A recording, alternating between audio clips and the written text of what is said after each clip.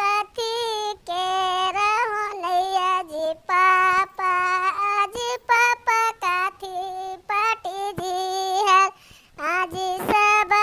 के बियाला जी पापा, आज पापा गमाई जी गिरा, आज हमारा के बियाला जी पापा,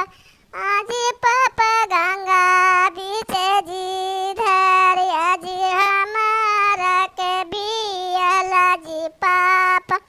आज पापा गंगा बीचे जी धर, आज कैसे हमें ये जी पापा, आज पापा नैहारा के जीवट, आगे सोने के रहो नैया गे बेट, आगे बेटी रूपे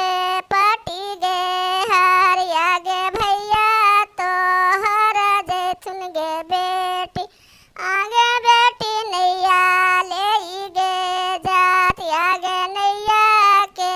खेवैया गे बेटी, आगे बेटी दुलार तो गे भाई, आज वही भैया नैया खेब तो गे बेटी,